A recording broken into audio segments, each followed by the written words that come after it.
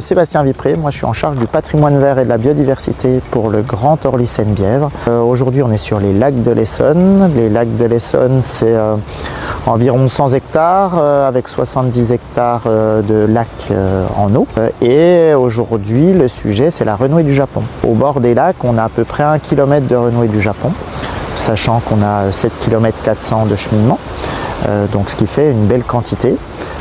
Aujourd'hui, cette renouée, elle est coupée une fois par an, au mois d'août, fin août, quand elle est montée à floraison, pour un certain budget. Et aujourd'hui, on est en pleine expérimentation par le biais d'Au Fil de l'eau qui nous accompagne. Et notamment, le but, c'est de faire 8 opérations durant l'année sur à peu près 100 mètres carrés et de retirer cette renouée. Cette renouée, elle va aussi être en expérimentation.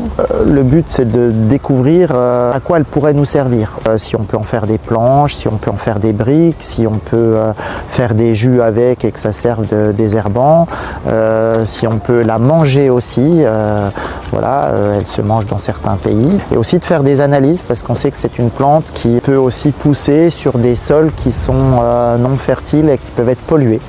La zone où Au Fil de l'eau travaille, on sait que cette zone a été identifiée comme non polluée. Voilà, donc on va peut-être pouvoir faire des expérimentations dans la cuisine. Pour enlever la renouée du Japon, qui est une plante invasive. Le problème de cette plante-là, c'est qu'elle récupère tout l'azote dans le sol, ce qui fait que, comme on peut le voir, la majorité des plantes ne peuvent plus pousser. Et du coup, notre objectif, c'est d'essayer de la fatiguer pour qu'elle arrête de proliférer. Alors au début, on voulait enlever toutes les racines, mais finalement, on ne sait pas trop si en l'arrachant, ça la fatigue pas. Donc là, on essaie de la fatiguer le plus possible. Mais on est encore en test en fait, on ne sait pas trop quelle est la meilleure démarche. Donc là, on essaie de ne pas prendre trop les racines et essayer que les racines se fatiguent d'elles-mêmes pour éviter qu'elles se reprolifèrent. Le but, c'est de les mettre le plus rapidement dans le sac plastique parce que même les feuilles peuvent refaire des plantes. Là, on est sur un site où il y a un mois, on avait juste des petits bourgeons comme ça et en un mois, on voit bien que ça fait presque ma taille.